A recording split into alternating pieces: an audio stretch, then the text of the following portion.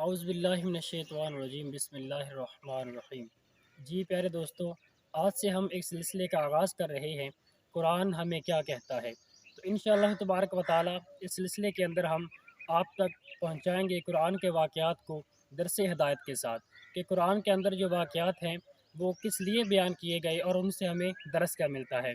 آج ہم آپ کے ساتھ بیان کرنے جا رہے ہیں قرآن پاک کا ایک بہت ہی خوبصورت واقعہ، جسے قرآن نے بہت ہی خوبصورتی کے ساتھ بیان فرمایا ہے۔ جی آج ہم بات کریں گے تابوت سکینہ کی۔ جی ہاں دوستو، یہ ایک طرح کا صندوق تھا جو شمشاد کی لکڑی سے بنایا گیا، اور اللہ تبارک و تعالی نے اسے ہمارے جد امجد حضرت آدم علیہ السلام پر نازل فرمایا، اور یہ آپ کی آخری زندگی تک آپ کے پاس ہی رہا۔ جی دوستو، اس کے بعد یہ صندوق آپ کی وراثت میں چلتا رہا یہاں تک کہ حضرت یعقوب علیہ السلام تک پہنچا، اور حضرت یعقوب علیہ السلام کے بعد حضرت موسیٰ علیہ السلام تک پہنچا، اور اس کے بعد بنی اسرائیل کے پاس یہ صندوق رہا، اور حضرت موسیٰ علیہ السلام اپنا جو قیمتی سامان ہے، اپنا عصا مبارک اور دیگر سامان اس صندوق کے اندر رکھا کرتے تھے۔ دوستو، یہ بڑا ہی مقدس اور بابرکت صندوق تھا۔ بنی اسرائیل پر جب کفار حملہ آور ہوتے تھے تو ان کے دل لرز جایا کرتے تھے، کفار کی دہشت کو دیکھ کر اللہ تعالیٰ کا خوف ان پر طاری ہو جایا کرتا تھا۔ تو پیارے دوستو، یہ اس صندوق کو آگے رکھ لیا کرتے تھے، اس تابوت سکینہ کو آگے رکھ لیا کرتے تھے، اور اللہ تبارک و تعالیٰ کی بارگاہ میں دعا کیا کرتے تھے، تو اللہ تعالیٰ کی طرف سے ان کے دلوں پر اطمینان پیدا ہو جاتا، اطمینان اترتا، سکون آ جاتا۔ تو اللہ تعالیٰ کی طرف سے نصر من اللہ و فتح قریب کی صدائیں بلند ہونا لگتی، اور بشارت عظمی نازل ہوا کرتی، اور فتح مبین حاصل ہو جایا کرتی تھی۔ جی پیارے دوستو، بنی اسرائیل کے اندر جب بھی کوئی اختلاف پیدا ہوتا تو وہ اس صندوق کو آگے رکھ کے اس صندوق سے فیصلہ کرایا کرتے، اور اس صندوق سے فیصلے کی آواز آیا کرتی تھی۔ جی الغرض یہ صندوق بنی اسرائیل کے لیے رحمتوں اور برکتوں کا ایک بے بہا خزانہ تھا جو اللہ تعالیٰ نے انہیں عطا فرما دیا۔ لیکن جب بنی اسرائیل کے لوگ سرکش ہو گئے، بے عمل ہو گئے، بدکاریاں کرنے لگے، تو اللہ تبارک و تعالیٰ کی طرف سے ان پر یہ عذاب نازل ہوا کہ قوم عمالقہ نے ان پر ایک لشکر جرار کے ساتھ حملہ کر دیا۔ پیارے دوستو، یہ لشکر اس طرح ان پر ٹوٹ پڑا کہ بنی اسرائیل کے کئی لوگوں کو انہوں نے قتل کر ڈالا، اور ان کے شہروں کو تباہ و برباد کر ڈالا، اور یہ اس مقدس صندوق کو قوم عمالقہ اپنے ساتھ لے گئے اور اپنے وہاں پر گندگی کے ڈھیر پر پھینک دیا۔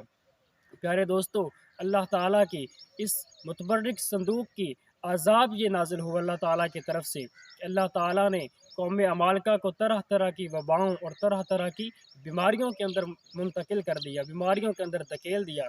کئی عرصہ گزرنے کے بعد قوم عمالقہ کو یہ احساس ہوا کہ ان پر یہ جو عذاب آ رہا ہے، یہ عذاب اس صندوق کی بے ادبی اور بے حرمتی کی وجہ سے آ رہا ہے۔ پیارے دوستو، چنانچہ انہوں نے اس صندوق کو اس گندگی کے ڈھیر سے اٹھایا، روڑی سے اٹھایا، اور ایک بیل گاڑی پر لاد کر اسے بنی اسرائیل کی طرف روانہ کر دیا، اور اللہ تبارک و تعالیٰ نے 4 فرشتوں کی ڈیوٹی لگا دی۔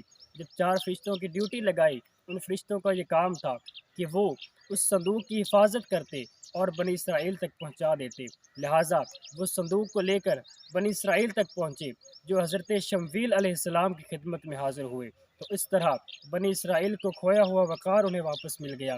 جب کھویا ہوا وقار انہیں اور عزتیں واپس مل گئیں تو بنی اسرائیل پھر اسی طرح سرخرو ہو گئی۔ پیارے دوستو، یہاں پر سوال یہ پیدا ہوا کہ آخر اس صندوق کے اندر ایسی کیا چیز تھی کہ اللہ تعالیٰ نے اس سے رحمتوں کا خزینہ بنا دیا، اور برکتوں کا خزینہ بنا دیا، اور دلوں کا اطمینان بنا دیا۔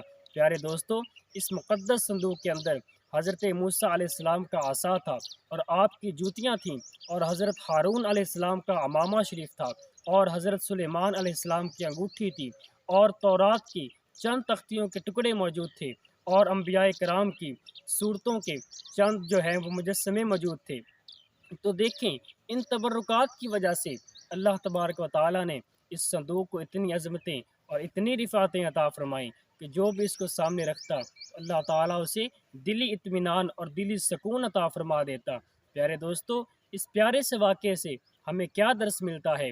ہمیں درس یہ ملتا ہے کہ اللہ والوں کے جو تبرکات ہوتے ہیں ان کے اندر بھی برکتیں اور رحمتیں ہوتی ہیں اللہ تعالیٰ کی طرف سے۔